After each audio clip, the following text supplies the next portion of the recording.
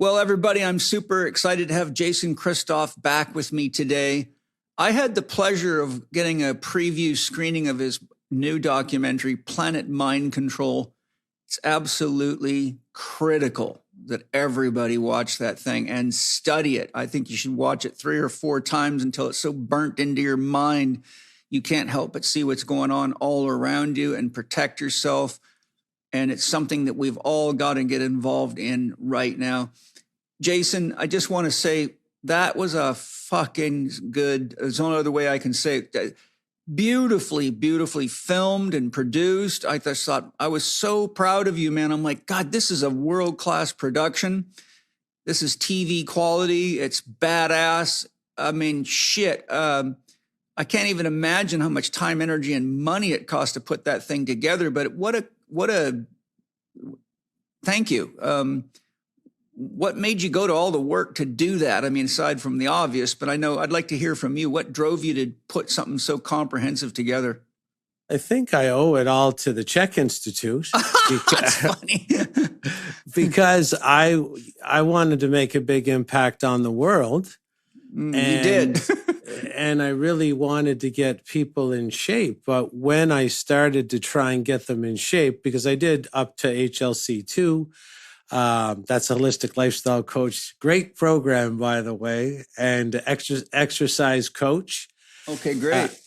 And I did those programs, so I really want to make a big impact. And I went back to my small fitness club chain. And again, I tried to implement what you taught me, but again, they were scared to move ahead. And I realized there was more to it. There was some sort of programming there, which made the average person, I mean, if you look out the window, you see the average person they're discombobulated, to put it mildly. Very unhealthy. Yeah, very unhealthy. And a lot of times, if you don't know anything about mind control, you can lose your compassion as well. So I would see the average person was overweight. They were struggling financially.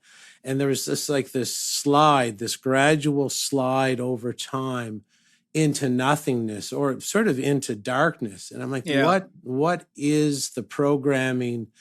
Like, can humans be programmed like computers to be this off center? And so I really started to investigate because they weren't really responding to the therapy, although the therapy is the best in the world. So I said, if they won't respond to the best therapy in the world, exercise and rehabilitation and nutrition and stretching, and then every other holistic modality on top of that, like, what are they afraid of? And that's when I came across mind control as potentially the biggest issue that we're facing today, because these people they're working against their genetic self-preservation mechanisms. And I was like, why do these people, do they want to be sick? Do they want to die early? Are they stupid? What's going on here? So by diving into the mind control, I believed I discovered the reason why everybody's messy. Yeah. So I thought, this is really important. It's a lot more important than almost any subject. And again, when I went and spoke at the U.S. Senate on mind control it was Senator Ron Johnson who put together the COVID roundtable, there were many scientists there. There was Dr. Robert Malone, and there was Dr. Ryan Cole, and many other doctors, and they would report on the heart attacks or the strokes or the increase in the death rate was going up well beyond natural background levels. And I actually told Senator Johnson that those statistics would not be as fatalistic as they were presented to be if we understood mind control, because they are the result of the mind control. Yeah. So I decided to make the documentary simply because from my vantage point, I thought this is most likely the most important topic that humanity should brush up on. You can teach someone all you want about health, but if they believe getting healthy, or not even believe, if they run a program in their subconscious where getting healthy registers as dangerous, they won't execute the health regime. And those programs are out there because this group runs, and the fuel that runs the system is our messiness. Absolutely. Yeah. Everything you're saying, I ran into in my career. I used to sit in amazement that people would pay me thousands and thousands of dollars to write them very comprehensive programs. It'd be in very bad shape, sometimes late stage cancer, athletes whose career was right on the edge of being over, that had had multiple back, knee, shoulder, you name it. And then I would send them away with all the mobilization stretches, diet and lifestyle changes. I'd even sometimes hook them up with CHEK professionals where they were at. Then they'd come back for reevaluations and they were hardly doing anything. And I'm like, why did you pay me all this money if you're not going to do the program? And so I realized I've got to get a much deeper understanding of the psyche. And so I started studying behavioral change very extensively, depth psychology very extensively, a massive amount of information. So just so you know, that's all presented in IMS 5 now, which would be CHEK level 4 in the old system. And the reason I did it that way is because I wanted to make sure people had a significant mastery of the body, of assessment skills, of technical skills development. Because if you don't have that, even if you get people to change their behavior, but you still don't know what to do with them, then you have another problem. Then you got people that are doing the program and the program's not working. So, and I also wanted to have time for the CHEK professionals to mature as therapists so that when they got to the deeper mental, emotional aspects of behavioral change, that they could take an honest look at themselves and see, look, here I am, I'm a health professional, I'm not even doing this. I'm just telling everybody else to do it. So I found that was the best way to do it. But it takes a fairly deep interest in oneself. I don't know, did you happen to see my recent episode 400 on the shadow and shadow work? I didn't, but I was watching all your videos on Facebook, though. But yeah, you want to check that out. I think you, of all people, really appreciate that. I put a lot of work into that to show people what shadow work is, why it's important, what hyperstition is, and how we manifest stories and make them real, which from your perspective and the perspective of your documentary, Planet Mind Control, shows you that a lot of the stories that are being made real in us is happening below the radar of our conscious mind, which we're going to get into. In other words, we're becoming the movie screen for other people who have an agenda. Mm-hmm. And we're acting out these roles like robots. And so I put a fair bit of work into that for the same reasons you did this documentary. I'm like, okay, you guys got to understand the basics of how story works and how the psyche works and how you can defend yourself and how you have to have a clear sense of direction in your own life or you're an easy target. So these were all important things, but I don't know. When I watched your documentary, even though I've done all this study, I was just amazed at how well done it was. How long did it take you to put that together? It took about a year. And so, yeah, I learned a lot at the CHEK Institute. And what I learned is you really have to be able to synthesize things down, not dumb them down, but you got to take complex ideas and make them really, really simple or really easy to understand. So, I mean, this is why I was invited to speak at all these the world parliaments as well, because once the head doctors listened to some of my explanations about why people were potentially lining up at the arm dart clinic without giving it a second thought, they were like, oh, this is exactly why we're in so much trouble. So it took me about a year, and I would work on it every single day. So I had an editor in California, and he is very involved with some of my programs. So when I would give him the the text or the verbal text, he could really put it to video really well because he understood the points I was trying to get across. We didn't really want to offend anybody too much, but there, we did have to go into those gray zones to let people know that some of their decisions that they believe are organic to them are mind controlled into them. And this isn't just a gentle manipulation from mind control experts behind the studios at Hollywood. Some of these mind control agendas are designed to be fatalistic. So we didn't really want to scare people in that way, but we did have to cross into that gray area a little bit because for moral reasons, we do have to let people know that they sort of are being hunted, but we also don't want to come across and scare them or come across as too conspiratorial. So yeah, it took a very long time to put together. At the end, I was very happy with it. It was our first documentary, but I was telling the same story over and over and over again. But this way, it's a lot more entertaining. So again, people can watch this for free at planetmindcontrol.com. All they have to do is put their email in, and it's only an hour. And literally, we take the movies.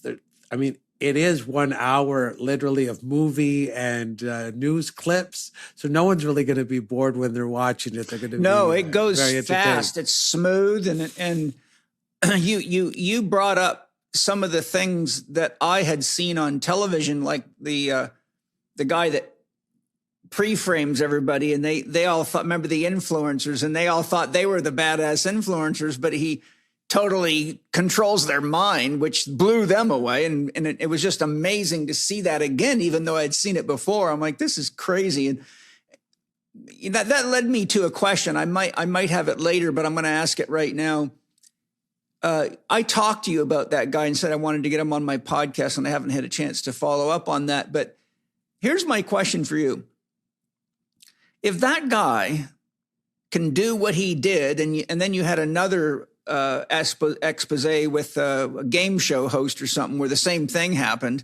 Yes. If that guy can do that at good, how good are the people that are really doing that with mass mind control? It would be beyond the comprehension of the average person. Even the techniques that are used in those, his name was Justin Williams, by the way, to give him credit. Good. He runs a show on Netflix called Magic for Humans, where he does various mind hacks, but some basic magic tricks as well. In the two examples that are front and center in the documentary, where it was America's Got Talent, where a mind control expert took full control of Howie Mandel, which is quite entertaining. It is. And Justin Williams, if I didn't explain what happened to the audience watching my documentary, there was the mind hack of Howie Mandel. There was two mind hacks of Howie Mandel and America's Got Talent. And the mind control expert, his name's Max Major, he did come forward in the show to explain how he did one of them. He didn't explain the second one. I explained the second one so that they're both taken care of. But if he didn't come forward and explain what was going on, no one would understand what happened. And although he pointed out what he did, that doesn't explain why it happened. Right. So I explained why it happens, which is, you have this standard equipment that you don't even understand. So when you sit down in the couch, this standard equipment is active and you don't even know you have the equipment, and it has a really bizarre role to perform in your neurological system, which you don't know anything about. So the people in the movie studio, so I didn't go into it in depth in the documentary, but mean, the word government, I mean, I'm sure you know the word government is Latin for mind control. Yeah, Or the you control. mentioned that in something else that I studied of yours. I don't know where you shared that, but uh, now that you're saying it, I remember learning that from you previously. Yes, it's a gubernate is, I think, Latin for control, to control, and ment or mentis is Latin for the mind. So Mind, right. to control the mind. And what the average person hopefully slides into gently without rocking the world too much is that, like, when you go to wait in line to demand someone in a blue or red tie poisons you and steals your money, you're under mind control. And that's the foundation of every problem that you're running into today, is that they can mind control you to do absolutely anything. And they do mind control you to do absolutely anything and everything. So all the problems we have today, Paul, are based on the simple psychological technology, is weaponized against the public. And if they don't watch my documentary, I think they're at an extreme disadvantage for coming out the other side of this attack that's still going on right now. Well, they may not come out the other side. Yeah, it'd be very hard pressed. I mean, there was quite a few people that didn't manage to come out the other side so far, based on what happened in 2020, the mortality rate and the permanent injury disability. The tally is quite high in the U.S. Yeah, since 2020. Yeah, I've seen some figures as high as estimates of 30 to 32 million dead and masses more than that with intractable injuries, not to mention all the delayed learning that children may never recover from. Yeah, and that 30 million tally of dead and tens of million injured, I think they tallied that up. That was Denny Rancourt out of Canada that tallied that. And I think he made that tally in 2022 or 2023 when I was talking with him at the Romanian Palace of the Parliament. So we're 3 years beyond that. So the tally is still quite high. We all know about what happened with the some died suddenly incidences and some advanced cancers that have been tied to the arm dart issue. And again, if people understood sort of the ingredients of a mind control operation, at least they could see it coming or potentially buffer themselves or actually trigger themselves to question a little bit more deeply about what's happening to them. No, it's making me want to ask a couple of questions. During the pandemic period, there began to be research coming out, and I saw some of it showing who were the people least likely to go get the COVID jabs. And it turned out that people with PhDs and people with a holistic mindset were the ones that were the most likely to say no to it and to think it through. Wow. And I can't remember who did that research. I thought it was interesting that PhDs, because they're usually deeper into the mind control and indoctrination process, in all my years of teaching, having interacted with and had lots of them in my classes, they're some of the ones I have to work the hardest because they're so sure they're right, even when I demonstrate to them that they're wrong, which is classic mind control indicator. So there was those factors, and I'm bringing that up is what I'm saying to you is who, in your observation, the other thing that came up was people that have a clear sense of direction in their life, like they have a sense of this is who I am, and they're like working on a project that's important to them. What we call in the CHEK system, they have a dream. They found that those people were very hard to hack as well. What have you seen? Like, I know I watch all the same stuff you do that you showed in your thing, and I don't feel hackable. Like if you spent time with me, you'd see I'm not trapped in any of that shit. I'm not buying garbage. And I point out to the kids, okay, see that right there? That's called preemptive programming. Don't believe that shit. I'm trying to train the kids to pay attention to what they're seeing on television so they don't just passively absorb it, and they learn to ask questions. So what I'm asking you is, who do you think is least likely to get hacked and why? From what I did observe, sort of the people with histories where they were abused in some way seemed to trigger this ferocious response of, I'm not going to be abused again. Very good. No matter what. And that's really what I noticed. And to be honest with you, Paul, I think the ruling group are very interested in finding out the same answer. Oh, yes, absolutely. So that's why they're sort of data mining.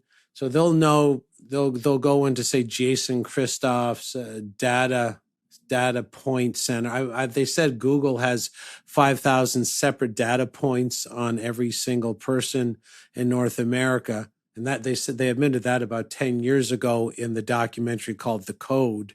Mm-hmm. So I think they're also very interested to say, okay, we know all these people didn't take it, so let's put them into an AI algorithm and try to fish out what particular life experiences help them pick out that this was, or identify or recognize that this was a psychological operation with very devilish intent. Yeah. Where we put the line in the sand and said, no further. And, sort of over my dead body that we're going to comply with this. And, and at times, the fight rage really had to go from my toes to my fingertips to stay out of that V clinic. I mean, I didn't, but there was a time where there was so much pressure. I wasn't going to take the shot, but I thought, if they don't let us in the grocery store, I'll take it before my family has to starve,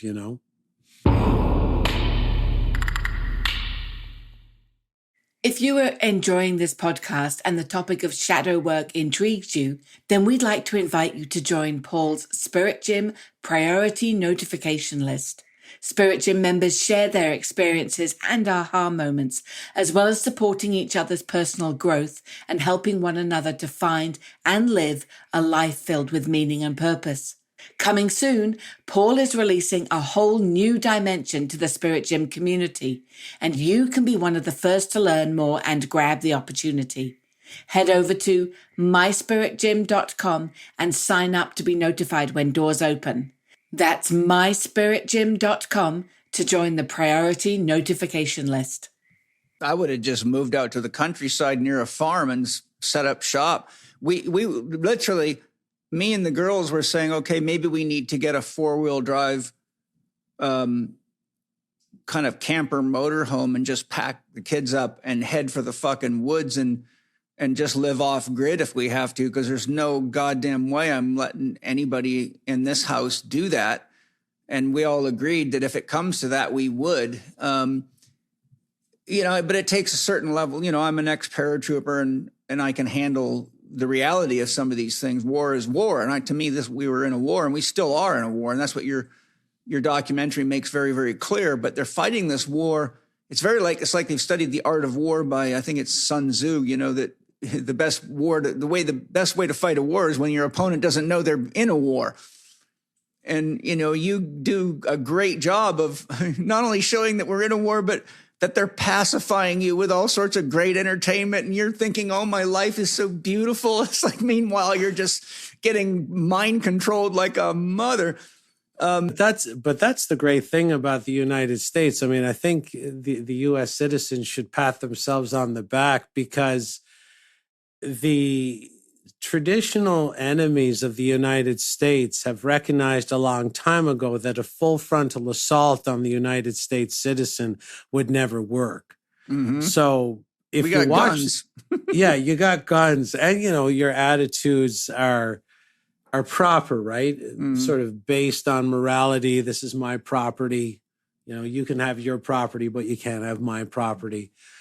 So the United States citizens would be very interested in understanding that the mind control apparatus was purposely invented as being very strong to launch at the U.S. people, because there's no other way to take over the United States.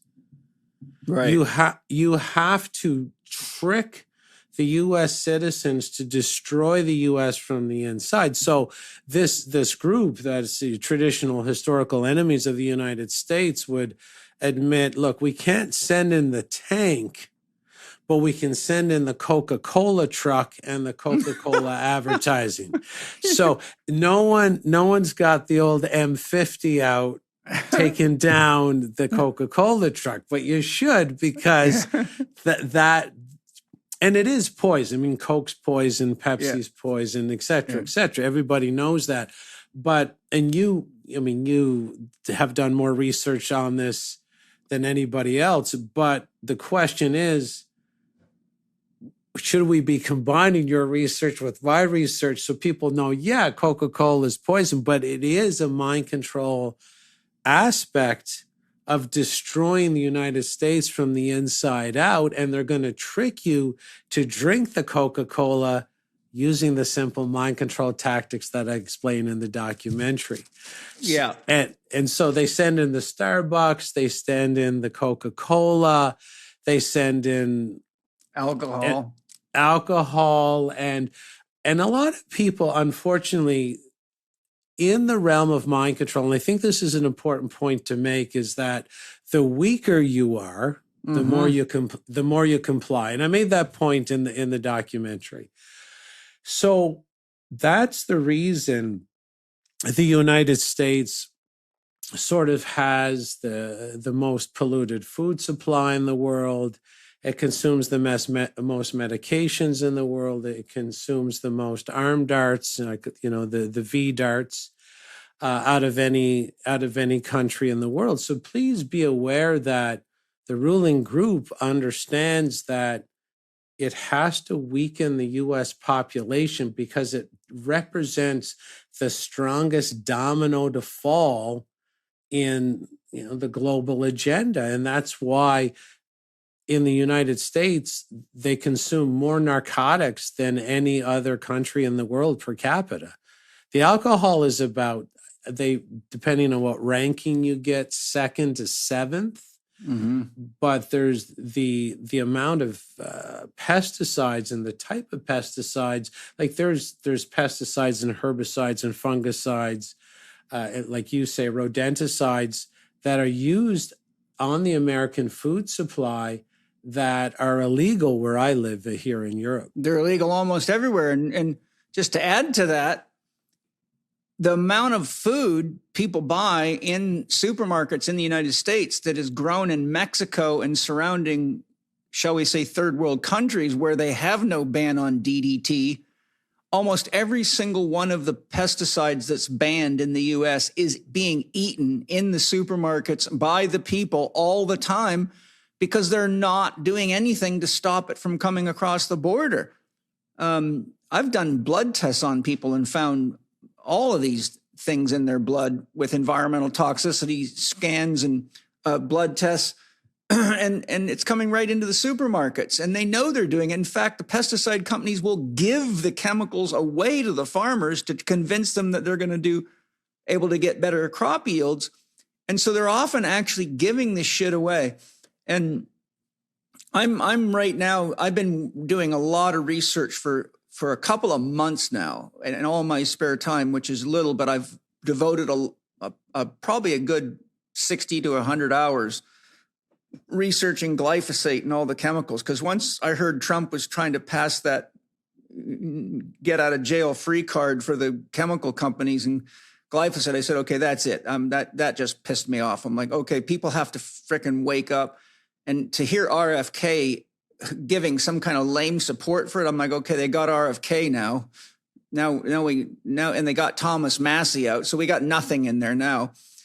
But what I did, Jason, that I want to share with you because it's important for everybody, but I'll be giving a very comprehensive explanation. It's probably going to have to be a series of podcasts because I've got now like probably about 600 pages of research that I've tabulated. And I'm going to publish it all as a free PDF book that anybody can look at and go through and check all the websites themselves. But I asked AI to help me do research on this particular thing because it's very good at helping me with this.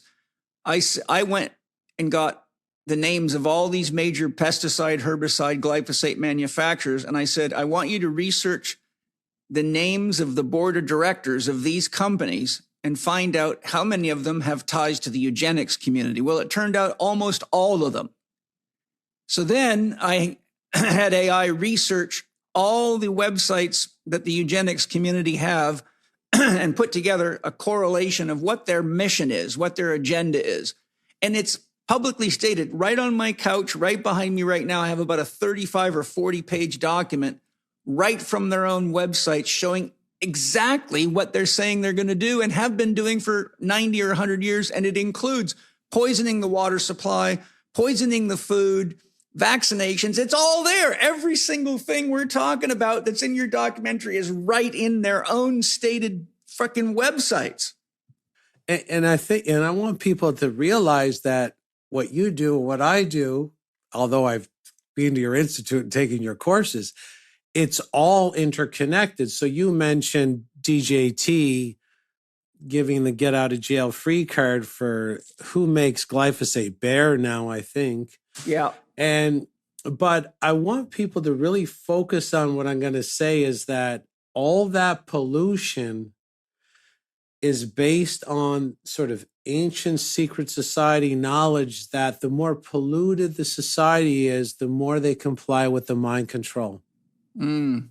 So the strength of the mind control victim is something that can make that person immune to the group pressure. So if you watch a documentary, you'll see how the group pressure is built up through certain key phrase or key words that are used, and that will mount a lot of pressure in your neurological system to comply and move with the group.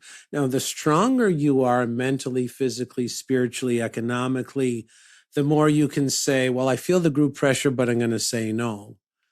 Now, the people ruling us have done the experiments to show that if I can make you live check to check, so make you weak, financially, I can pollute you. I can pollute you spiritually. I can disconnect you from source and where you don't feel like you have anybody to rely on or any outside source to rely on. The more I can weaken you, the more you'll comply with the group pressure, which is what I discussed in the film. So I like people to understand that all these issues aren't separate. No. The U.S. has the most polluted medical supply, the most polluted everything, number one, because U.S. citizens should be proud that they're the strongest chess piece on the board, but they're polluting you so that you comply with their mind control nudges or their psychological nudge units. Well, let me give you some interesting statistics that verify this. During the First World War, in England and the United States, approximately 47 to 49% of soldiers that went through their medical examination to come into the war were turned away because they were not medically healthy enough to make it through boot camp and be a soldier. That became a concern. In the Second World War, it went up to 52%. That resulted in the British government putting Robert McCarrison, a general in the British military, an MD, into researching what it was that was weakening the British population. And they tasked McCarrison to find the healthiest population of people in the world. So he researched all over the world, found that the Hunzas of northern India were the healthiest people in the world. Now, you probably remember all this from your training, but I want to say it for the audience. So what McCarrison did was he went to India lived right there with the Hunzas, monitored their diet, and then he got 2,000 lab rats, and he did extensive experimentation on these lab rats. The lifespan of these rats is 2 years, so the project was a 2-year project. He put half of them on the diet of the Hunzas exactly, same proportions of food, same sources, and then he took the other half of the rats and put them on the exact diet of the average English population. And he, everything right down to the percentages of fats, proteins, carbohydrates, whole thing. Okay, by the 16th day of the experiment, he had to separate all the rats on an English diet into separate cages because they were killing and eating each other and basically destroying each other. And there was tremendous violence among them. They had extremely high rates of miscarriage. They had all sorts of problems with disease. The Hunza rats lived happily. They were very healthy. Nothing happened to them. There was only one accidental miscarriage because the mother laid on top of one of its babies and didn't realize she'd done that. And so when he tabulated the data at the end, he did medical grade autopsies on all 2,000 rats. When he tabulated the data of what he found in the rats eating the English diet, something shocking emerged. The diseases that they had matched exactly the diseases in the English population to the percentage. So the same percentage that had X disease in the rats had it in the English population. So he showed that the diet that the English population was eating was not only the reason that all these soldiers were showing up unfit for military duty, but it was causing the rats to have the same diseases in the same percentage as the population. So that was shocking enough. Here's the punchline. Recent data shows that at this time, right now in the United States, 75% of men between 17 and 19, the age that you can get drafted into the military, young men who should be the healthiest, strongest men in our country cannot pass the entry exam. 75%. Okay, so from the Second World War that ended around, 1945 to now, we've gone from 52 to 75%, even though the government has mountains of research knowing exactly what's causing the problem, how to get rid of it. Then you've got Professor F.H. King's Farmers of 40 Centuries document. He worked for the United States Department of Agriculture. He documented exactly what was going on. I won't go into that because it's too long.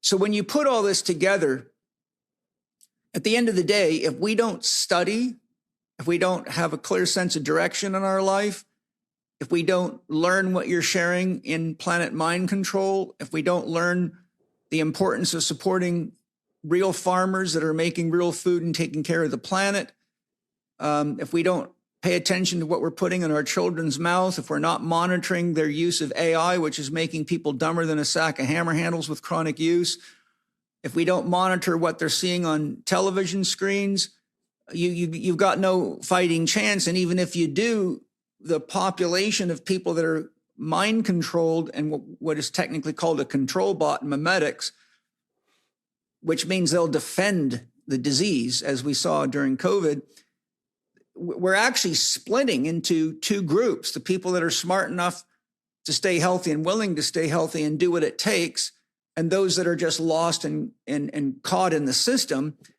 And everything you've just said about how they weaken your paycheck, weaken the economy, poison you from everything, that's just getting worse and worse and worse. I mean, all you got to do is look at what's happened with Trump since he got into government. He went from being, someone that rallied the troops with the idea of keeping America strong to totally becoming Netanyahu's bagman, and on it goes. And so it's kind of leading to, it's got to either lead to a great public awakening in mass where we fight this together and just say no and start just not putting money in the hands of these companies and really like getting a clear sense of what is important to all of us. Like, what do we all need? We all need clean water. We all need healthy soil and healthy food. We all need clean air. If we don't have the game board, nobody wins, right? If If we let the globalists and the eugenics community wipe out the foundation upon which life is built, it doesn't matter what your dream is. It doesn't matter, because you can't escape it. Like, I'll give you a perfect example. I won't say her name. I just spoke to a very famous woman who's been on my podcast before, who's extremely intelligent, who wrote a revolutionary book that caused a shitstorm because she told the truth about what she wrote about. She never got vaccinated. Nobody, her husband and her household did not get vaccinated. Through her contacts, she found out about a company in Japan that's developed very advanced testing to test your blood to see if you have any of the ingredients in the COVID jabs and what level of spike protein activity you have, and tell you where you're at and what you need to do to clean yourself up. She did those blood tests. When the test came back, she was floored. She said to me, Paul, I look exactly like I've been vaccinated. I have the ingredients of these vaccines in my blood. I have spike protein activity like crazy in my body. She goes, it shocked the hell out of me. And you and I both know it's right in the Pfizer documents. These things are designed to shed. And so the point I'm bringing up is, even those of us that are smart enough and working hard enough to take care of ourselves cannot get away from the mass of vaccinated people. And so we're all actually suffering this without realizing it. And you and I were just talking about, I told you I hadn't been sick in 42 years. And all of a sudden here I got something with COVID symptoms. I'm like, how in the hell is this happening to me? And I've done multiple cleanses. I'm doing heavy metal cleanses. I'm doing one right now. And so they're creating sort of a fog that's blanketing the planet that even the healthiest, fittest, strongest people can't help but breathe and walk in. And I think, one of the reasons that I'm super excited about Planet Mind Control and talking to you is because we have to educate people to what's going on, and we have to inspire people to start standing up to this in meaningful ways right now. Because the analogy I use is, if you think of a pirate ship, they have a gangplank. So when they want to get rid of you, you walk the gangplank, you jump in the water, and the sharks eat you. You're gone. We're one step from the end of the gangplank collectively, unless you have a different estimation. When you know what I know, and you watch a movie, and I'm not big on watching movies, but if I watch one, I'll do like a mind control movie review of it just to make it worth my time. And I'll watch it on, if I'm coming from Europe to Canada, or I go to Europe to Mexico sometimes to speak. If you know what I know, and you see how fast the agenda is accelerating, and you see the depth and the strength of the mind control, like COVID was a strong mind control operation. Donald Trump, I would have to say, is an equally strong mind control operation. I know the ingredients and the steps that were used to fortify his reputation with his voters to the point where they openly act like cult followers at this point, where they ignore reality. Yeah. So, I'm well aware of the psychological nudging that was done to get him to that position. So when evil can parade down Main Street in broad daylight and people cheer it on, you can't help but worry about the vector of where humanity is going. And I worry about it, but I also believe that humanity can it's pretty intelligent. And I think everybody's got a tipping point. I think there's going to be a point where the attack now has moved to a financial attack. And I think people in the United States, especially Canada and the US, Europe as well, are going to be pushed financially enough where, like, the most dangerous person is a person who's got nothing to lose. Yeah. Once you cross that line in the sand as a mind control expert, you might lose control of the experiment. So I think we're going to get to that point where the broken promises might add up to be too much, and the average person might experience what's called a program breakdown, where they can break their own mind control spell. And there's some documentaries on Netflix about the Church of Latter-day Saints of Jesus Christ cult in Utah, and you can see that anybody that's awakened out of the cult grasp they have to get away from the cult a little bit before they can sort of pave their own path in life. And some of the cult followers in that particular religious cult had to go to prison, and sitting in prison, they had a program breakdown. It was great to see.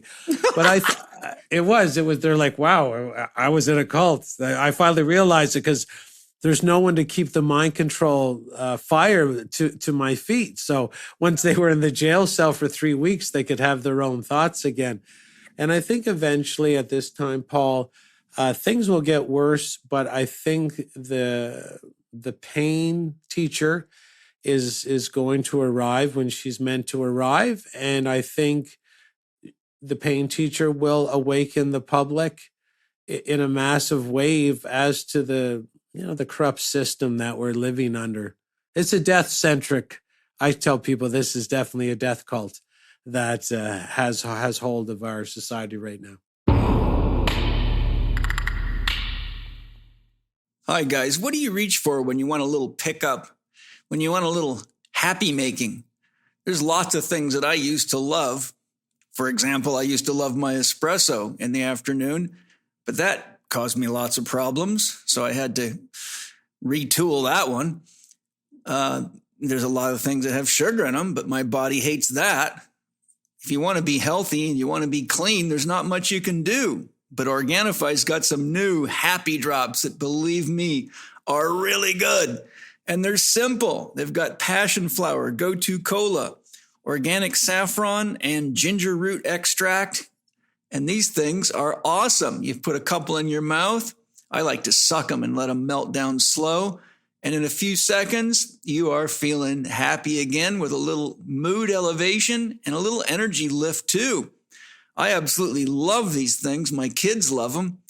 And the thing I love about them is they make me feel good without doing anything but good for me. So if you want to get some happy drops, go ahead and try these. You're going to be amazed. I absolutely love these things, and my kids love them too, and I know you're going to love them.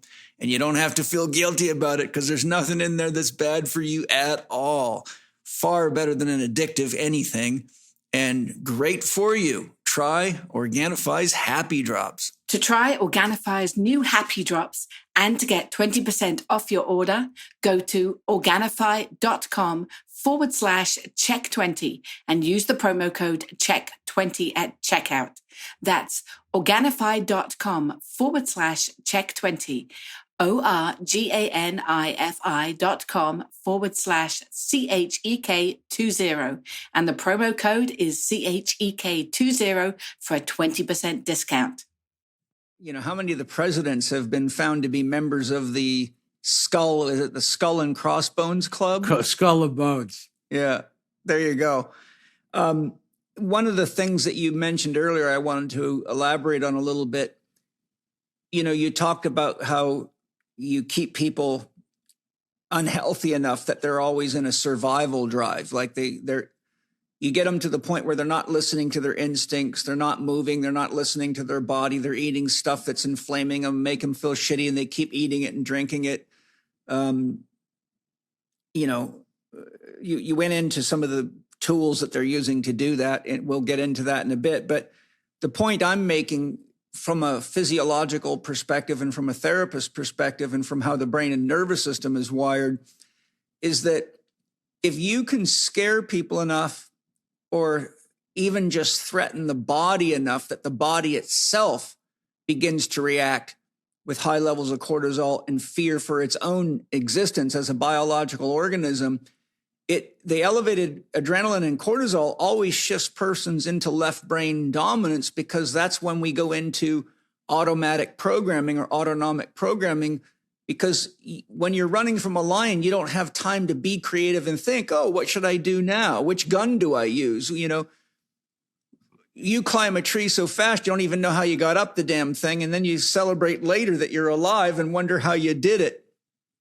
And so what the research shows is that when people are in high cortisol states, especially if it's chronic, the capacity for learning is almost non-existent. You can't teach them new things, because learning new things when you're under a survival threat is a survival threat itself. And so when you look at what the eugenics community is doing to everybody and how successful it is, and what we just talked about with World War I, World War II, and now 75% of young men aren't fit to enter military service due to poor health, they've got a massive percentage of the population trapped in fear. And even if their conscious mind isn't registering it, their biological body is registering it, and it's creating the same psychological effect from the body up, even though their conscious mind may not be registering that they're afraid. They might just be thinking they're going about their daily business, but their physiology is pushing them into this defense of any new ideas, strategies. And this is also why it's so hard to get people to change their behavior when they come for help, because they're stuck there until you can progressively getting them. And you and I both know that learning new behaviors and changing takes a hell of a lot of energy, even for healthy people. Right in the beginning of my recent shadow podcast, the first thing I said is, look, doing this kind of work takes a lot of energy. So the first thing you got to do is resource yourself. So I went through a list of the things that devitalize people that almost everybody is doing. And I said, here's the things you need to do instead.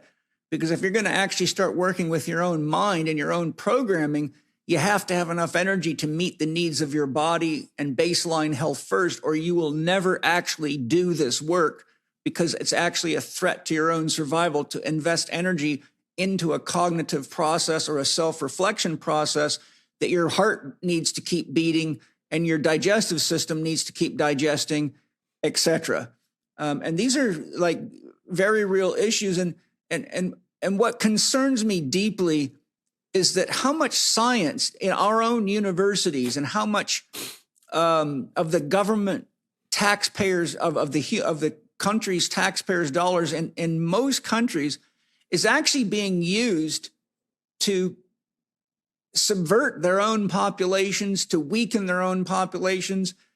And the fact that we're actually paying for this ourselves is the highest form of piracy and trickery I can even imagine. Yeah, so what you just said, the mind control experts behind the screens, they know everything you said. Yeah. And they know that a person in fight or flight there's a change in brain function. The brain goes to a lower IQ state. And in that low IQ state as well, when you're frightened, you have no capability of basically weighing long-term consequences of your actions. And this is also why when they sent you home, so they sent you home in 2020, they took your job away. That's frightening.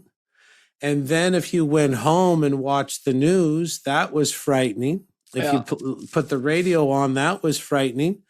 And then if you watch Netflix, they had Contagion on.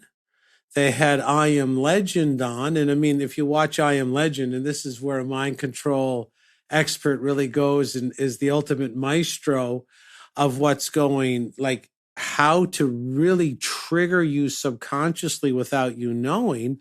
I Am Legend was playing while we're home on lockdown. That's part of there's maybe 500 movies in the past 15 years in that genre.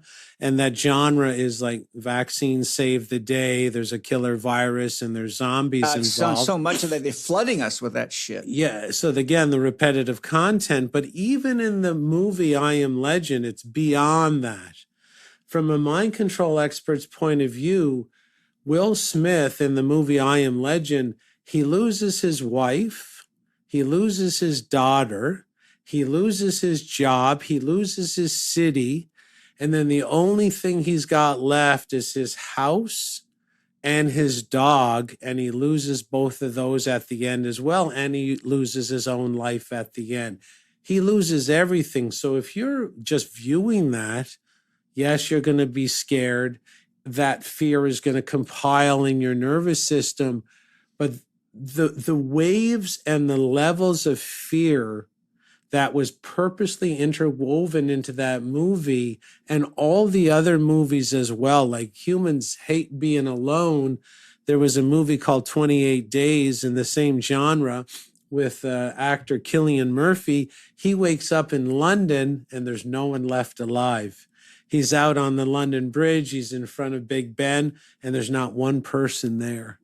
See, there's so many fine nuances, and these movies, I have to let people know, would have been produced 20 to 25 years in advance. Like even when you and I were teens, Paul, we would watch Dustin Hoffman and Cuba Gooding Jr. in Outbreak with the monkey, right? Yeah. So those are that preemptive programming, which is basically the first or second or third repetition of that initial idea that, viruses float in the air, you need shots to protect yourself. And it goes a long way to programming the person who ends up in 2020 doing exactly what the TV tells them to do. And it's cross-generational, right? If you have parents that are already afraid of things, the kids they're inheriting it in many different ways. I won't go through all the science on that because it would delay us too much. But anyone that wants to look deeper should look at Rupert Sheldrake's work on morphogenic fields. And he shows you the genetic transfer, even when they take, for example, the infants of an animal that's been traumatized or whatever away and raise them separately and then expose them to the same scenarios, they react as though they've already been programmed. So he shows you that there is a field he calls it the morphogenic field, and that this information is being passed through generationally, and that the offspring don't even have to be with the parents to learn it. It's already inherent in the field.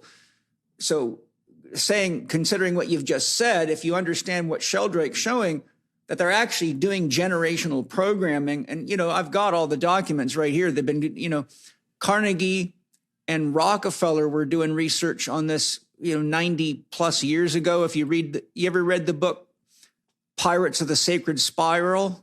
DNA, Pirates of the Sacred Spiral by Len Horowitz, MD. It'll blow your mind. I think you gave us that in a reading list when I was at the Institute. Well, it's a powerful. He tracks all this. He shows you who's behind it. He shows, links to how they did AIDS and all these other things. And it's the same playbook and the same plan. And he goes all the way back to Carnegie and Rockefeller's early research, setting the stage for all this. I've got many books in my library, showing all the way back in the 1930s. They were working at remote control of DNA and they've just been perfecting it ever since. So these are like really, really important issues that I think there needs to be a billion podcasts on with intelligent people like yourself that know what's going on, because, like my podcast is a decent sized podcast. But if everybody that listening to this podcast right now did everything right, we still would just be a fart in the windstorm compared to the amount of people that need to actually wake up. And I'm hoping that your documentary inspires a lot of other people to make documentaries, to talk about it, because we need a counter press initiative, if that makes sense. Absolutely. And I would like to add something so that people know what you're saying is true, because this, in the mind control realm, there's something called monarch programming. It's part of the MK Ultra mind control campaign. And monarch programming has its name from the monarch butterfly. Right. And the butterfly travels from Mexico to Canada every year, and it needs 3 generations to make it.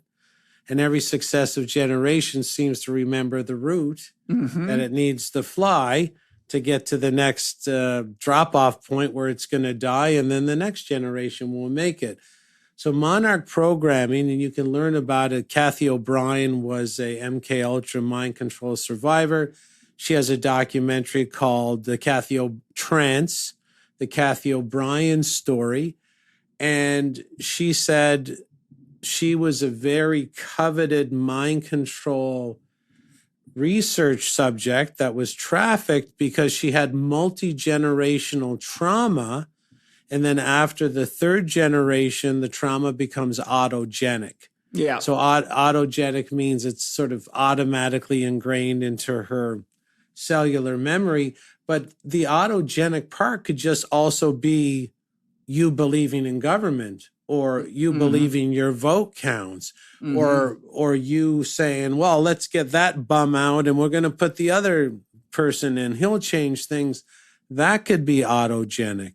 Your coffee every morning could be autogenic. You looking for a job instead of starting a business could be autogenic. So anything can be autogenic as long as people know that.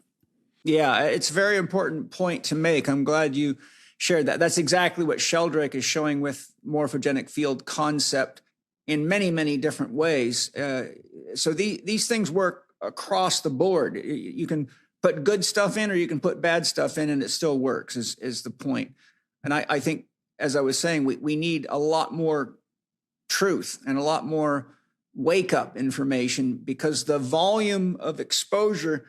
I just did a podcast with Eric Godsey yesterday, and he had written an article that I read, and he quoted current research looking at how much time people spend on their iPhones a day and found that in the United States, the average person checks their phone 200 times a day. I'm like, this is unbelievable. Like, these people are at a job, supposed to be working. You can see why the entire service base and quality of workmanship is just going out down the toilet because people aren't working. They're totally mind controlled.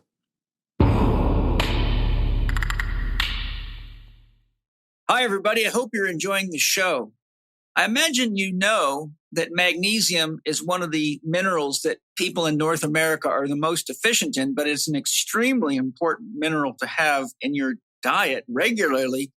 And believe it or not, Bioptimizers has improved what was already well known to be the best magnesium formula out there called Magnesium Breakthrough. So I've got Wade Lightheart with me to explain what it is they've done to improve this already excellent formula. Wade, what is new about your new Mag Breakthrough formula? Well, it's called sucrosomial magnesium. So we have 7 different types of magnesium in Magnesium Breakthrough because they're uptaken by different parts of the body. But a new type of magnesium has been created called sucrosomial. And what it shows in the research and science is that it's actually even more absorbable by the body, particularly inside of the brain, which is a big aspect to enhance neurotransmitter formation, as well as ensuring the rest and relax response in the nervous system that a lot of people will take magnesium for. They find it, clocks them down, helps them sleep better, allows for the relaxation of striated and smooth muscle tissue in the body, which creates an energetic relief. And so when we added sucrosomial, we were able to demonstrate inside our lab facility that we were able to get better improvements. Of course, we have a partnership with Birch International University. We have some patents we're working on, which will kind of relay some of these things. But sucrosomial was a no-brainer when we added to the formula, improved the results or improved the uptake. And the reports back from our testing team were like, wow, we get more results with less caps. And that's always the goal for our company. That's excellent. I love it. I always say, and people have probably heard me say it before, I'm so amazed how you guys are constantly and always improving and working your best to not only make better products for us, but it doesn't seem to me that it gets more expensive as you make them better. So that's a real gift to the world. Thank you. Spirit Gym with Paul CHEK listeners now get 15% off their purchase of Probiotic Breakthrough by going to bioptimizers.com/Spirit Gym and use the code PAUL15 at checkout. You can choose from 3 different sizes, and in addition, Bioptimizers always have special bonus gifts and additional savings when you get multiple bottles. So head to bioptimizers.com/Spirit Gym and check out Probiotic Breakthrough with the code PAUL15 for 15% off. Yeah, it's become normalized. And normalization is a huge part of mind control in terms, the repetition is almost 100%. Everybody's got a phone. So once something is normalized, the repetition is at a frequency where you're going to participate just to fit in. maybe not because it benefits you, but just to fit in, which is what negative mind control is all about. And I think you made a good point, Paul, is that if you drown the public in positive content, it works in a positive way just as equally forcefully as the negative content. Yeah. So if we can, so just so that people know, if you're impregnated with negative ideas or negative themes or negative patterns, all you need to do is expose yourself to repetitive content that is contradictory to the negative content, and you can reset your subconscious and cause yourself to have a program breakdown. Because when I used to see Paul, I was drinking alcohol and doing drugs, and it took a lot of positive repetitive content for the changes to become permanent. So I actually mind controlled myself to get out of the abyss unknowingly at the time. So thanks for all the positive repetitive content, Paul. Well, I try to live it too, so people can see what it looks like. It's not just a bunch of shit written on paper and manuals. That's also very important too, is to walk the talk. Otherwise, it's just one theory against the other. So that's to me is what I've tried to train CHEK professionals to do, is to literally demonstrate the change in what's possible. And I know they're doing it. Before we get too far in the podcast, I think it's really important to give you a little time here to talk about your Overcoming Self-Sabotage program, because that's really what it's all about, is exactly what we're talking. And I don't want to wait to the end of the podcast to get into that, because I know not many people have enough attention span to make it to the end of a podcast, no matter what's in it, because they're checking their phone 200 times a day. Yeah.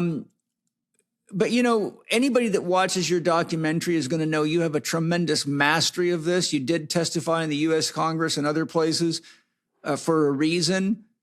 And I really think that it's super important that people know there's actually training that you offer to help people identify this stuff, know how to break it and what to do with it. So why don't you outline your Overcoming Self-Sabotage program a little here for people and tell them how they can get involved in that? Yeah, well, if anybody is interested after I explain it, they can just write to me personally and tell me you heard this on the CHEK podcast. Is it the Spirit Gym with Paul CHEK? Spirit Gym, right? So Spirit Gym, tell me you're with Spirit Gym, and I'll strike up a personal conversation with you. But self-sabotage is obviously connected to mind control. So whether someone is involved with alcohol, let's say someone with excessive alcohol consumption, they can't stop drinking, someone vaping or smoking, someone might even use pornography, they want to quit that, or narcotics, or infidelity. Like infidelity, you can program people, where relationships aren't open.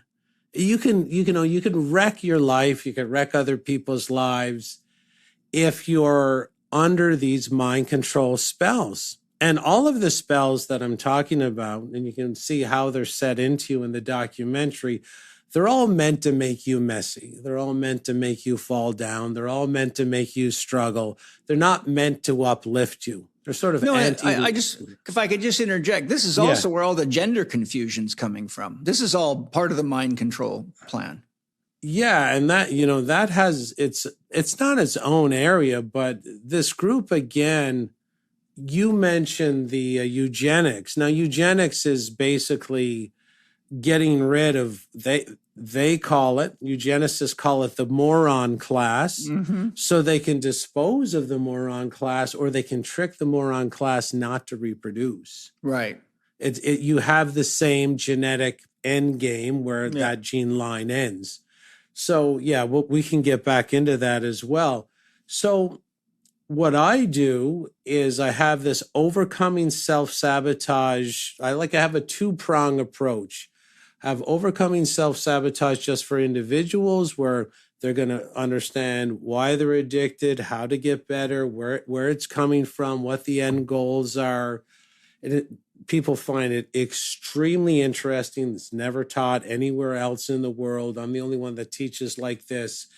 So that's just for people as individuals. I also teach people how to be overcoming self-sabotage coaches so they can apply my 120-point questionnaire.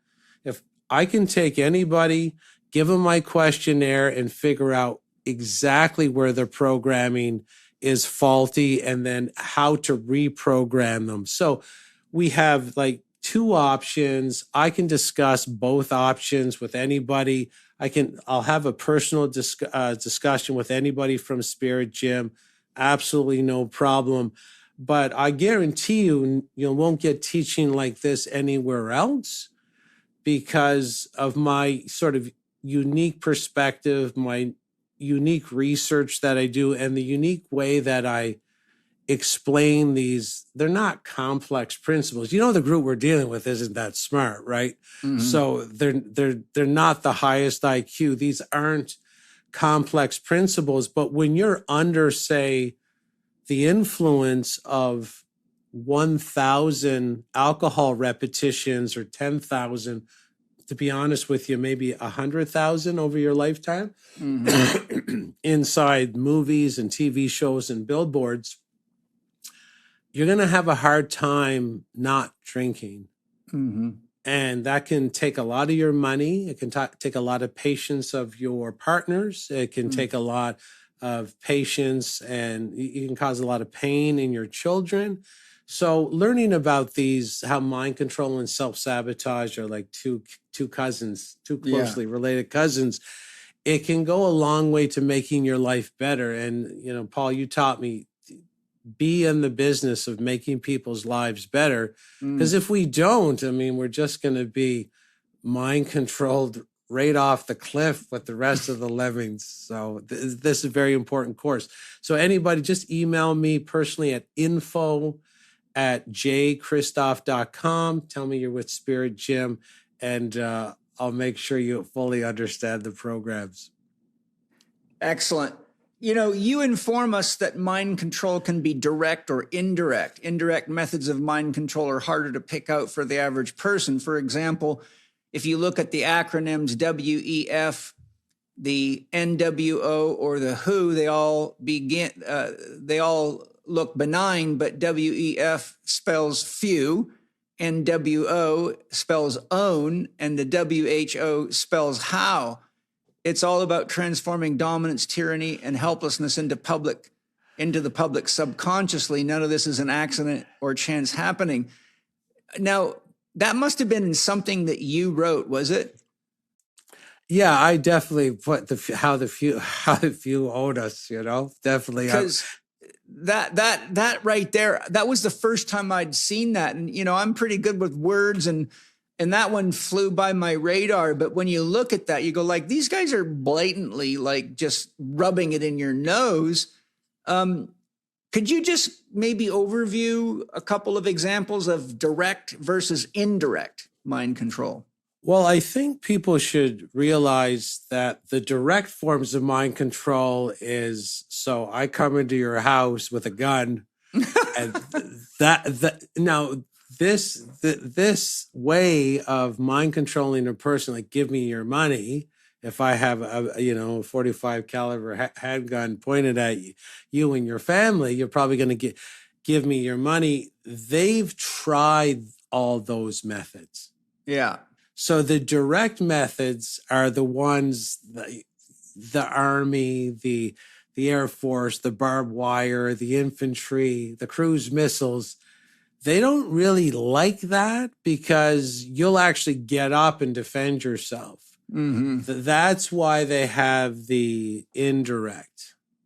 So all the indirect ones are sort of, and what you just said, like the NWO and how the few own us. They believe, if you listen to a lot of mind control documentaries like Trance, the Kathy O'Brien story, they believe that hidden words, in other words, terrorize the nervous system. So they have some research on that. I've wrote down some other ones so that you can understand it's a bit more common than you might think. So if you look at the word Moderna, it says mode and it ends with RNA. RNA. Yeah, look at that. right? And then soldier is soul dire. Wow. So the death of the soul, it's right in your face. And then Peter Thiel, I don't know if you understand who God. Peter Thiel is. Oh, too bad. Too much. Yeah. So if you look at his name, it's an anagram for the reptile. Oh, God. And of course, this is a man giving, he gave a closed door lecture on why he's not the Antichrist only 4 months ago, if you can believe that. Yeah. Thou's protest too much, if you understand that phrase. Yeah. Olympics, I'm not too sure if you've seen this before, but Olympics is an anagram for I comply. Oh, I didn't know that. Right. And you probably didn't know that medicate also spells decimate. Geez. Medication spells decimation. The Omicron virus also spells moronic. Wow. And then Delta Omicron, which is the two variants during the no-demic, it also spells an anagram. It's a media control. And because repetition sort of leads the subconscious, like don't forget about words like dialysis, diabetes, diagnosis. So things like this really work into something, an area called word magic when it comes to mind control. But the most indirect or most common form of mind control is what's discussed in the film, where you're watching a film and you're not understanding that there's a gay character in every film you've watched the last 30 times you've turned on the TV. Yeah. But you don't know that the gay community only makes up 4% of the population. So how can they be in every single show that you're watching? And the trans community is less than 1%. It's a fraction of a percent, but they make it look like they're everywhere. And if you don't support it, there's something wrong with you. Right. And that's the group pressure. So the repetition, as described in the movie, is the group. So we are pack animals, just so that people understand how mind control works. We are pack animals. So we bring our pack animal instincts to the theater or to the screen viewing, and our subconscious has invisible protection mechanisms that operate 24 hours a day outside our conscious awareness. And one of them is I want to identify what the bigger group is doing. Now, the way the subconscious identifies what the bigger group is doing is it counts for repetition. The most repetitive content is what the bigger group is doing. Mm-hmm. So if I'm in Hollywood and I'm like, okay, I want people to believe that viruses are fatal, well, I'm going to flood the Hollywood studios with this sort of story so that the repetitive content is picked up by the subconscious. And we want to bond with the bigger group. So we adopt that idea and say, oh, I like this particular hockey team, or yeah, the virus got me too. And we say it not because we've investigated. We say it because it bonds us with the bigger group, which makes us safer and more secure. So mind control experts understand that, yeah, repetition is the key here to triggering the person to adopt whatever behavior that you want. And when you're a kid, it's also being shown that your sort of how you register the repetitive content is 10 times more intense than an adult registering the repetitive content, which means if I have a kid in school and I expose that child to, say, sort of sexual confusion ideology, that kid will adopt that repetitive content at a rate like 10-fold what the adult would. So even if you find it bizarre what's going on in the government school systems regarding a lot of these agendas, I have to let you know you don't have the same nervous system or eyes or fear system as your child. So your child is completely helpless. Whatever repetitive content they're exposed to, the potential that they'll adopt it is into the stratosphere. If you have listened to even one episode of Paul's podcast before, then you will know that he is passionate, and some would say even fanatical, about the quality of the food he eats and where it is sourced from. That is why the CHEK household only eats pasture-raised meat, wild-caught fish, and organic produce. And that is why we subscribe to Wild Pastures Meat Delivery Service. Each month, Wild Pastures delivers a box of meat that has been raised by family farmers in the USA using regenerative farming practices. 100% grass-fed and finished beef, pasture-raised chicken, and pasture-raised pork, as well as wild-caught seafood. You can customize the selection in your box, add on extra when you know you will be feeding more people, or change your options each and every month. You might be thinking that this will be too expensive for you, but Wild Pasture's mission is to offer the highest quality meat at the lowest prices because they want to transform the meat industry. And that means that more people need to be able to choose meat that is raised right. Their pasture-raised animals are part of a natural ecosystem.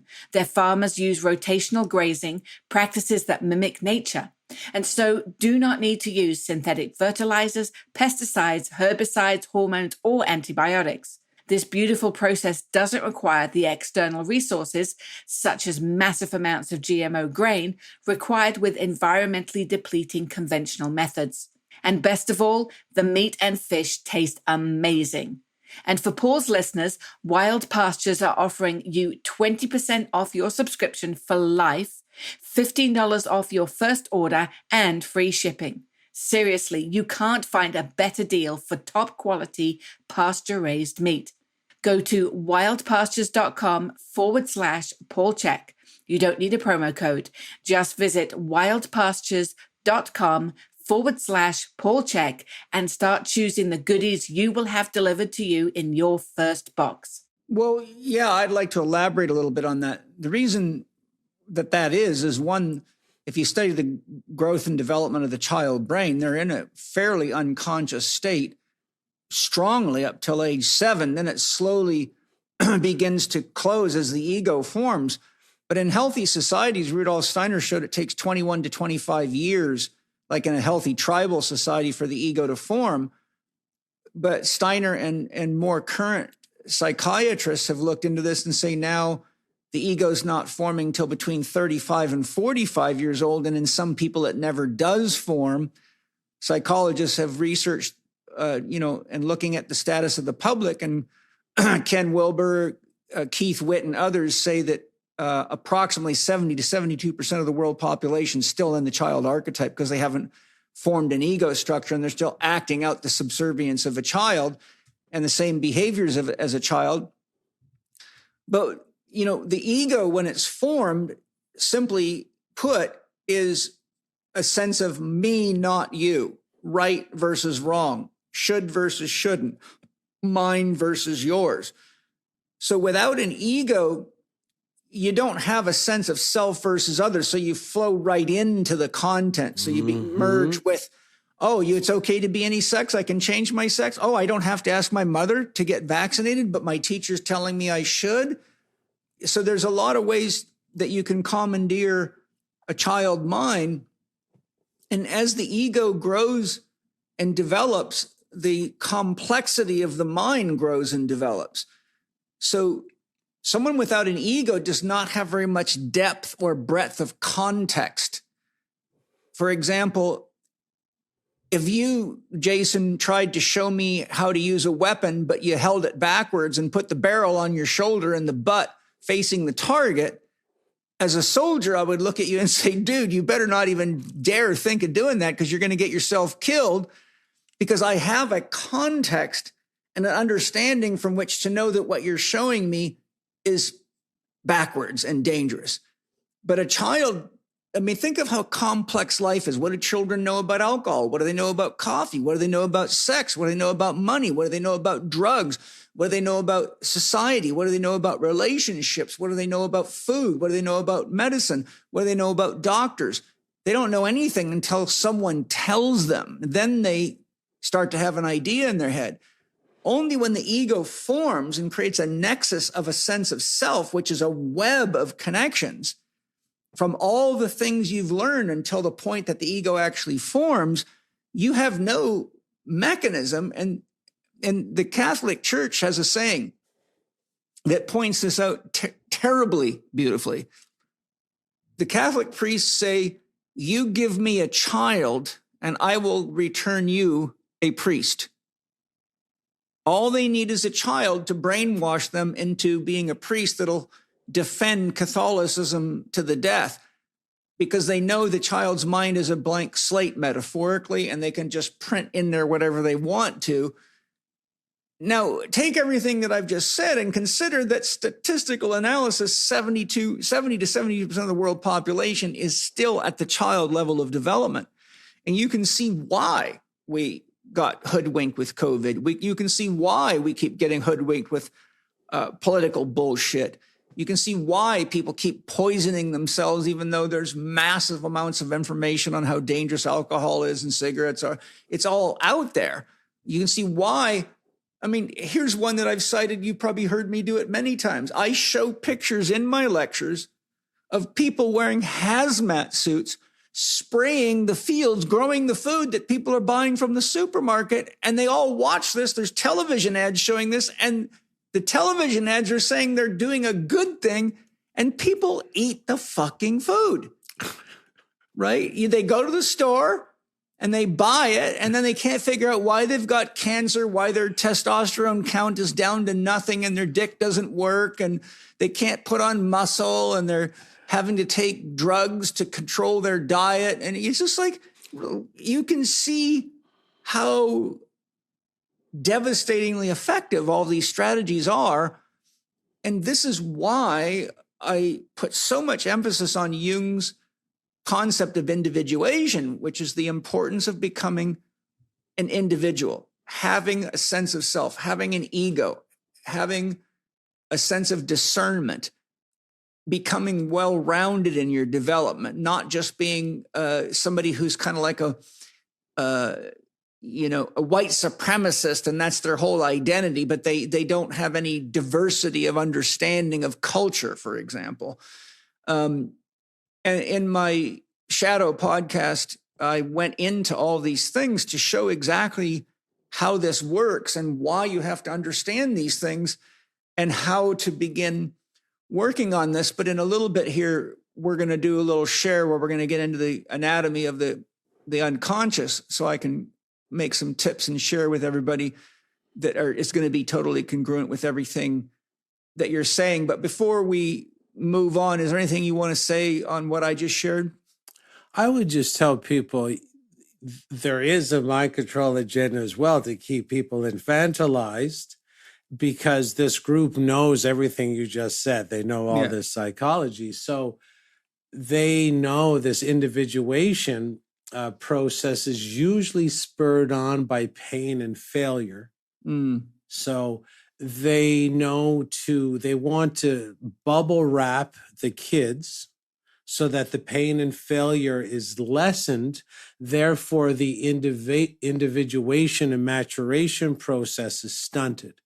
So I'll give you an example. If you run a race today in a public school, no one's going to finish first. No one's going to finish last. Right. So if you finished last, you might have the pain teacher visit you. You might want to start working out or training or hire a coach.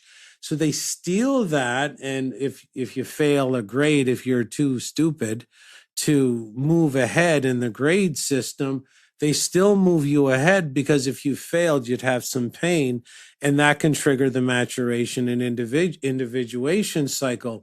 That even when I went to university, there's like a safe space so you could have a freak out so that you wouldn't have to deal with your own pain.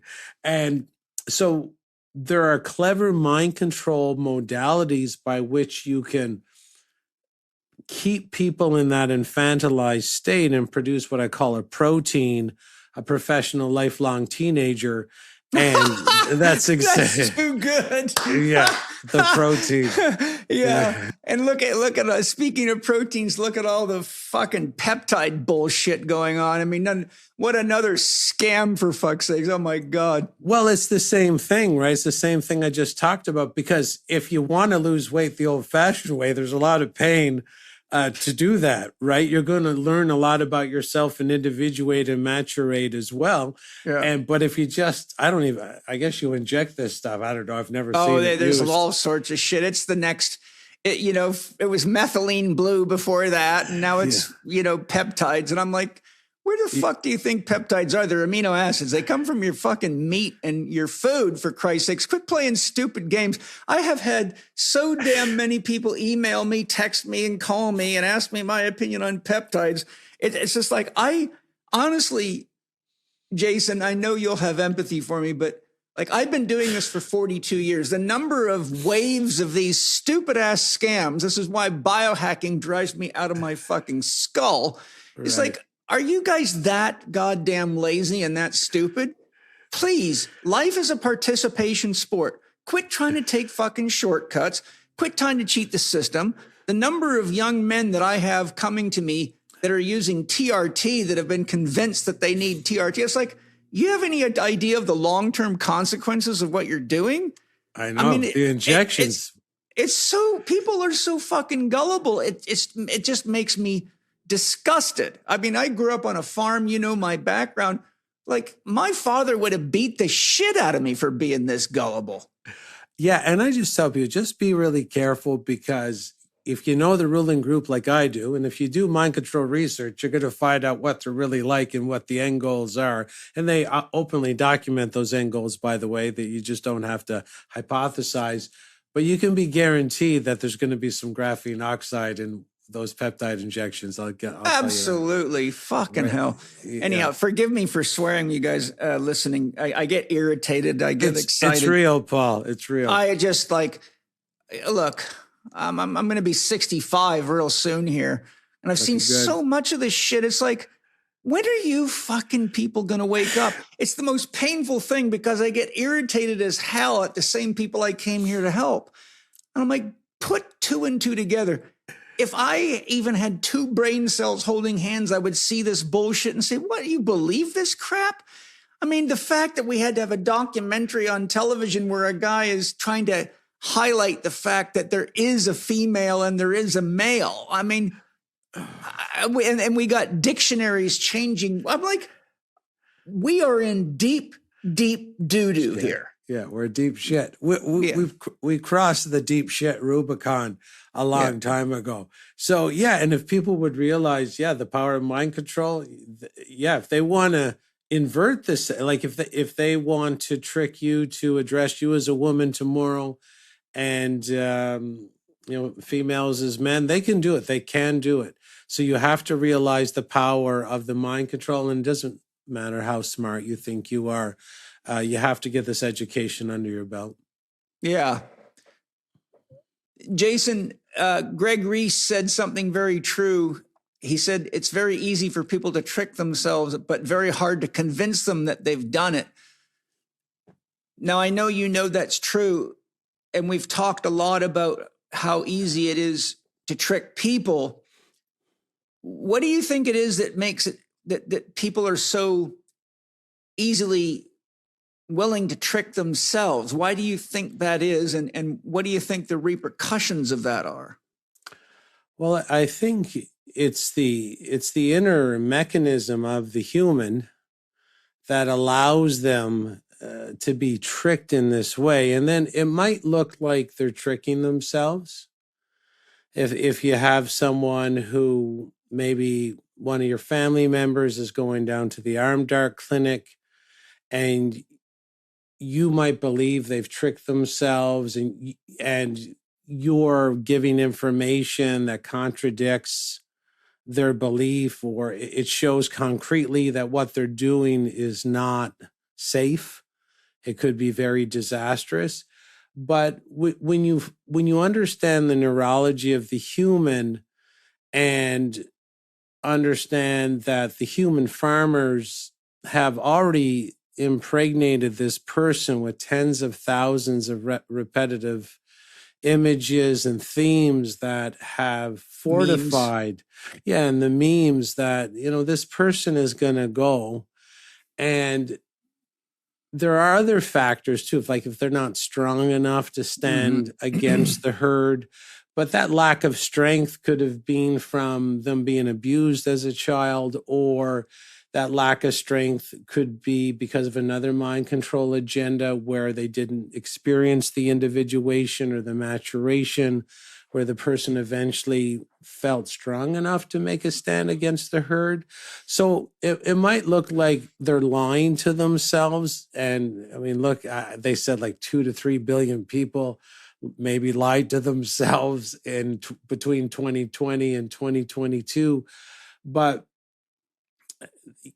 yeah, there's probably some people that know what they were doing was wrong, but they're just doing it just to fit in, and they're making the conscious decision just to do it to fit in.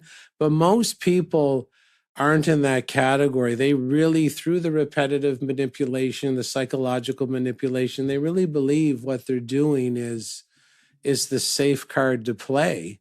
And if they don't watch something like the documentary, they won't even be able to fathom that there's a group of people trying to do them harm simply by manipulating the repetitive content in their media.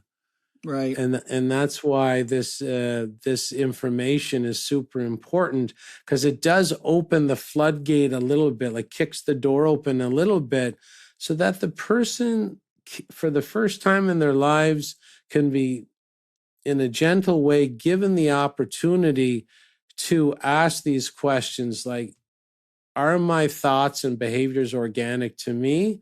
And is there really a group psychologically manipulating me to hurt myself or hurt my own kids or hurt my innate human potential or hurt my soul or hurt my spirit? And then once I give them some of these tools to work with, they'll do a lot better in the future to answer those questions honestly for themselves. Because if they don't, they could die. So hopefully that'll put enough pressure on the nervous system to trigger some sort of program breakdown. Yeah, another perspective I have on this is that when we consider what I've shared about what percentage of the population is still in the child archetype and haven't individuated yet, haven't formed an ego,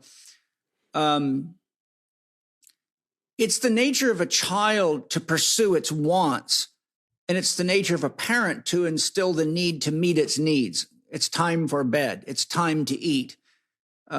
It's time to drink some water. It's time to, get off the couch and move your body. So the parent's job, who should be an adult in every tribal society, they would have been, is there to enforce meeting needs above and beyond wants. But I think why we have such a massive percent of the population that tricks themselves is because, and just like we just talked about with biohacking and all this other stuff, they are not making an adult distinction versus what is a want and what is a need. And so they invest all sorts of things that have emotional pizzazz to them. Oh, I can look better. I can feel better. I won't have to do all this hard work. I just take this steroid and I'll have washboard abs. I'll look beautiful.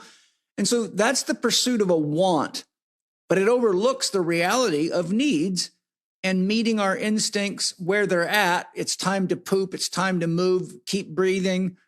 If you're not healthy enough to reproduce, you're going to die, etc.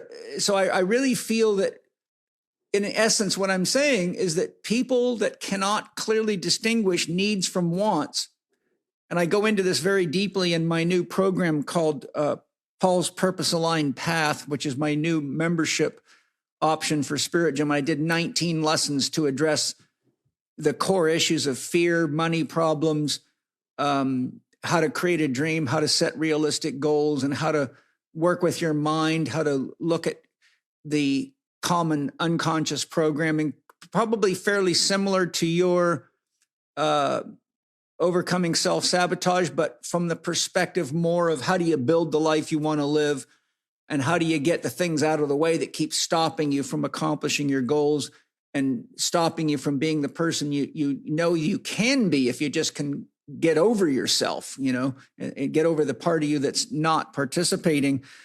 So I think for everybody listening, a tip, which I believe, Jason, you would agree with, is simply clearly distinguish what you need to be healthy and to be safe at a core level versus what you want, and ask yourself, am I pursuing a want or a need right now?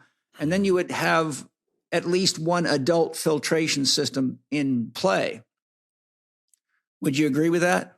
I think that's a great, that's a great phrase. I think it's a great plan to live by, and just say, yeah, sort of meet your base needs first and then move out from there into your wants. And as I was listening to you speak, I was like, yeah, that makes sense. And never compromise what you need. Yeah. Right? Like, never compromise your health to go after something that you want. But if you can fortify your entire life in this bubble and really cement what you need to be a healthy, empowered individual, then you can expand out to things you might want, and just make sure there's no repercussions on that central access point. Yeah, because that should ultimately be a survival threat. If you have a clear definition of needs versus wants, and you find yourself spending too much money on beer or too much money on subscriptions to media channels, and all of a sudden you can't afford to buy organic food and you're compromising, that should, for anyone with a healthy ego, that should be a clearly identifiable self-sabotage mechanism that you just got to put an end to. Now I want to tie that into something in your documentary. I want people to watch the documentary no matter how much you think you're getting from this podcast, because you need to see the visuals. You need to actually be present with the documentary, because it'll take you to a completely different level than the podcast will. Take what we just said, needs versus wants, things that are actually health-giving versus health-robbing. And I'd like you to share some of the key mechanisms you brought up in your documentary that they're using over and over again in movies. And I'm going to point one out. As you know, I study this. I'm pretty hip to all this stuff. And I personally do enjoy watching movies. I just watch movies that I think are interesting to me. And I have a great way of, I'm skilled enough to say, okay, that's bullshit. I can watch the story for the story and see where the bullshit's at and just ignore it. But after I watched your Planet Mind Control documentary, I was shit shocked at how much more alert I was to the constant exposure to coffee and alcohol. And it ramped my awareness up to a new level. And I was like, oh my God, it is absolutely fucking constant. They're doing entire scenes. Like, I was just watching a movie, and in this guy's house, it was just his house, he had like a 6-bar professional espresso machine in his fucking house. And I'm like, that's complete. Nobody does that. That's a $6,000 espresso machine. And he purposely says, to his friend, would you like an espresso? And he's got this full-blown professional setup. I'm like, this is like, okay, you're driving a Nissan B210. You're living in a 2,500 square foot house, but you got an espresso machine that you'd only see in the most elite coffee shops in New York City. Right. Like, I was just, and then the alcohol, it practically drips out of the television. And I'm like, wow, Jason's documentary, I thought I knew all this stuff, but Jason's documentary has made me so much more aware of how intense this programming is. I'm just saying it worked really good on me, your documentary. It's worked. It'll work beautiful on everybody. And I tell people, look, if you like alcohol or you like coffee, watch the movie drinking a coffee or drinking a beer. It doesn't matter. It doesn't matter to me whatsoever. But once you watch it, you might, for the first time in your life, question how that got into your life. Was it organic? Yes. Or and that's the only thing I'm trying to spur on, is this internal. You're just looking inside, asking the question, did I really pick this or did it pick me? Yes. And if you can start asking those questions about everything, and don't put so much pressure on yourself that you drive yourself crazy. Did I get a job because it makes sense to work for someone else? Or did I get a job because all I did is watch shows with people working jobs? Yes. Or did I copy my parents because they had a job and they complained they hated their job? Now I'm complaining and I hate my job. Did I just mimic all that, or was this like a conscious decision? So it doesn't matter if it's smoking or alcohol. And and some of one of the most nefarious agendas is in there too. It's one thing for me to mind control you to destroy your life with alcohol or caffeine, but it's quite another thing for me to say weaken the male gender of the species and sort of write that into Hollywood film, which is something else I review in the film.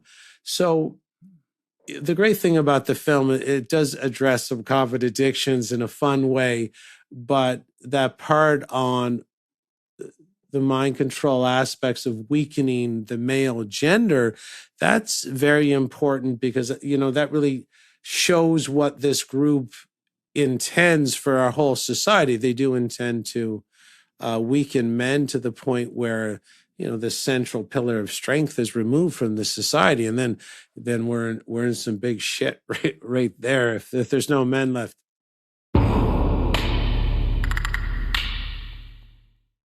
Imagine having a personal blueprint for how your own body works, what foods support physical and mental harmony, what movement your body actually needs, and what steps to take to build real health from the inside out. Not just handed another random diet plan and not given a generic workout program yet again. Now, imagine being personally guided through this blueprint by a highly trained CHEK practitioner using the system created by Paul CHEK with his 42 years of experience, and not left trying to piece it all together from conflicting advice online.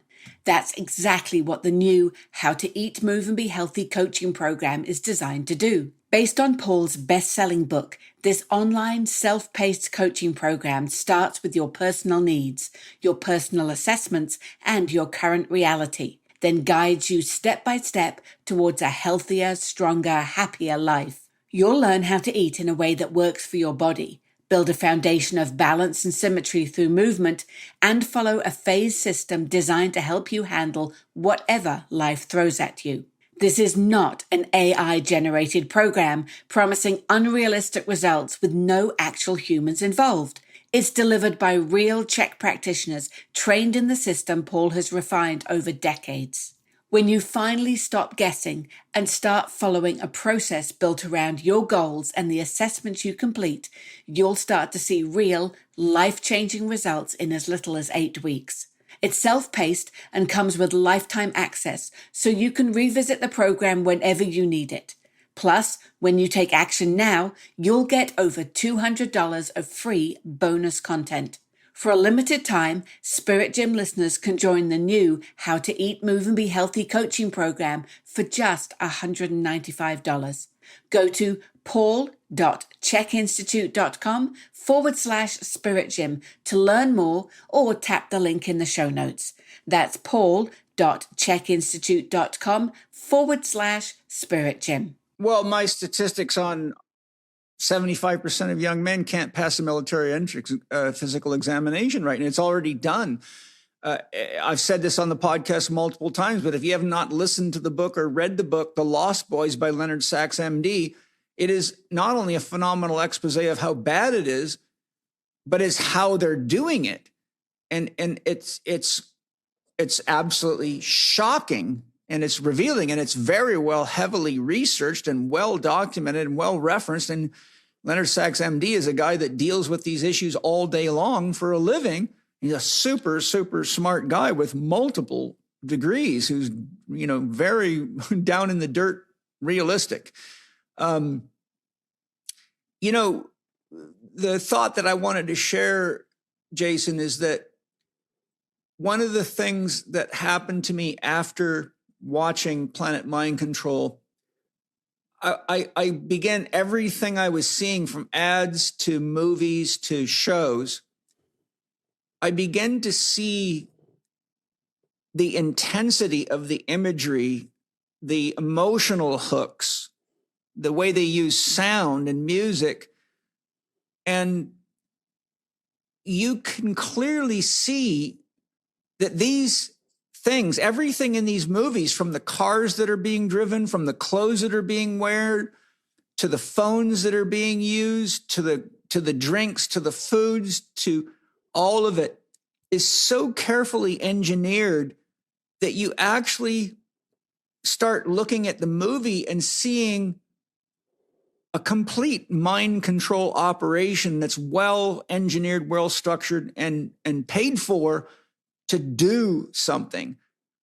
And when I watched movies after seeing your documentary, I thought back all the way to my childhood, and everybody was just fucking drunk all the time.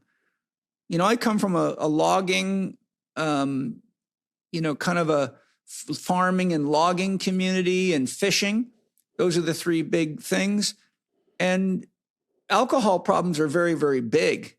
And everyone's drinking piles of coffee. I mean, literally like a pot of coffee a day, a lot of these people. So they're burning themselves out with alcohol. They're burning themselves out with coffee. Back then, a lot of people were smoking cigarettes. But once you start seeing that this agenda has been going on for a very long time, and the CIA's involvement in television is very old, what I'm saying is I really actually was much more attuned to the science, the technology, and the intensity. And it made me put a lot more effort into pointing things out to my children so they could learn to see through the agenda. And like a lot of the stuff showing up in Disney Channel stuff is like transgender stuff. There's satanic stuff. Yeah. There's a lot of satanic stuff. And I know, this group that is organizing all this, they have their own belief system, and they have their own particular religion, I guess you would call it. And it is, they believe in demons and Satan. And it's prolific throughout a lot of their media releases. And yeah, I think it's important that people just entertain themselves with the documentary and get to know it so that they can see the cogs moving, because you're right, Paul. I mean, when you understand how this stuff works, you'll know that these movie studios aren't competing with each other to produce entertainment.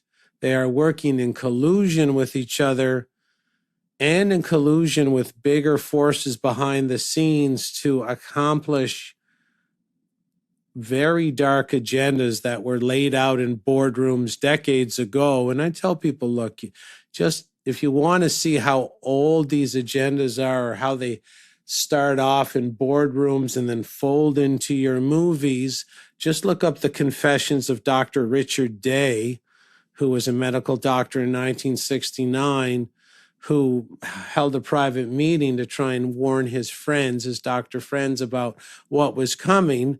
And he explains all this stuff, that all this psychic manipulation is going to be launched at the public over the next 70 years to accomplish, and he laid down maybe 100 different goals that him and his secret society group was going to accomplish. There was another doctor in the group, Dr. Lawrence Dunnigan, who was told never to record anything Dr. Day was saying, but Dr. Dunnigan did listen to him, and he scribbled things down when he got home, only to get extremely afraid 20 years later when he revisited his list and at least 80% had come true.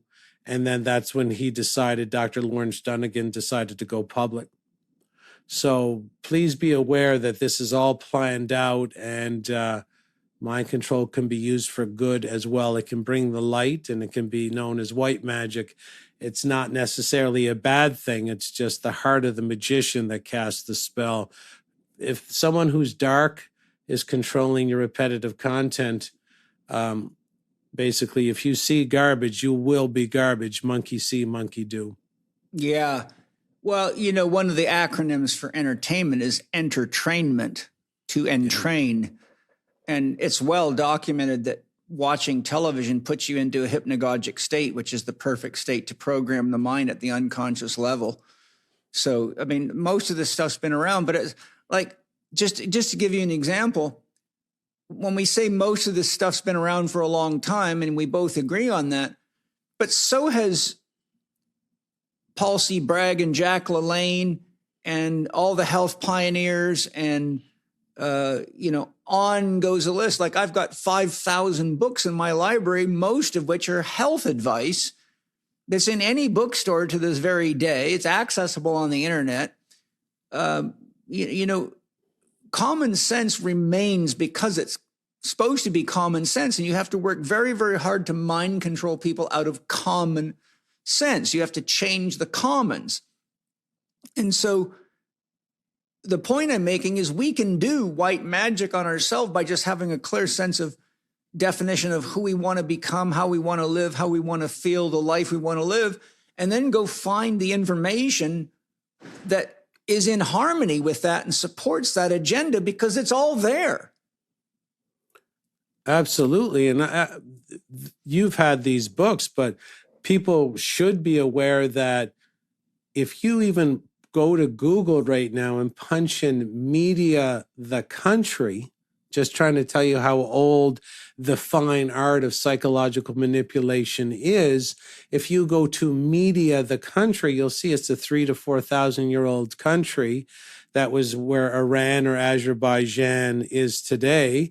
And if you follow the work of Michael Tsarian, you'll see this is where the Medes live, Medes, and they were the masters of everything that I show in the documentary.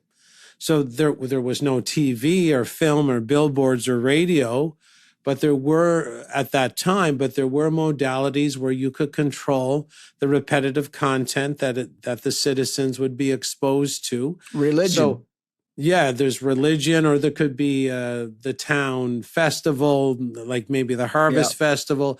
There could be the town crier. There could be stage plays, like Shakespearean plays, and they can control the content. So the reason we call media today, which actually has the phonetic phrase "me die" in it, the reason we have media today is from the country of media, and this is how old this manipulation really is.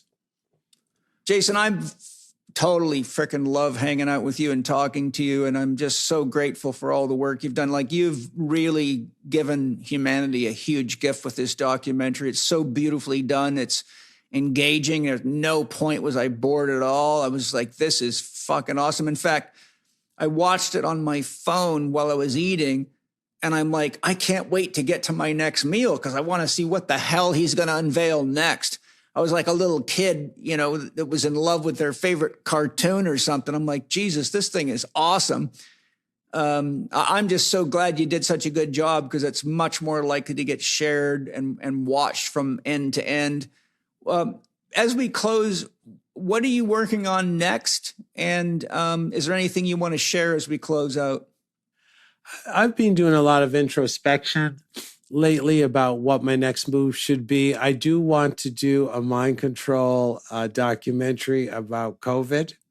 So I think that's going to be the next one. And if anybody, again, just go to Planet Mind Control, watch the documentary for free at planetmindcontrol.com. And if they want to reach out to me, they can at info@jchristoff.com and ask me any kind of questions they wish. And if they want to investigate any of my 2 flagship programs, make sure they do say that you're from the Spirit Gym with Paul CHEK. Spirit that Gym I can podcast. Spirit Gym podcast with Paul CHEK, so that I can answer you personally, and so that my assistant doesn't grab that email.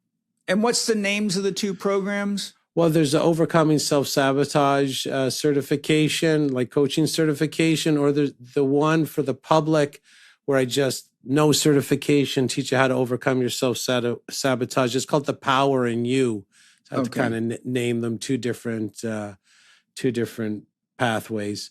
But I want to thank you, Paul, for all your great work. And I don't think you can you remember, but what's even more bizarre, the way this universe works, is when I was in your class and I asked you to like scan my soul, and you had this look of total fear and dread on your face, and I said I was shitting my pants, and you said, I see in your future that you're going to give society a very big gift. And that was 30 years ago. Is that right? I don't remember that. Yeah, it was 25 years ago, and you just said the same thing now, that I gave the society or the world a big gift. So it's come full circle. So yeah, everything's working as designed. That's beautiful. You know, I have an agreement with my soul not to show me things unless I'm supposed to interact with somebody, because I got to a certain point in my spiritual development after a few years working with Master Fong Ha, where my clairvoyance, clairaudience, and it was like I had so much information coming through me. I'd be walking through a public space and I'd see all the it just was overwhelming. It was almost like I was living in a schizophrenic reality, but I was seeing all the pain people were carrying. And I just said to myself, I can't help all these people. It's just, I can't keep seeing this, because I don't know what to do when this many people are in this much pain. And so sometimes when people ask me, you know, look into me in front of a classroom and tell me what you see, there's a lot of stuff in there that I don't feel safe to talk about in front of a class.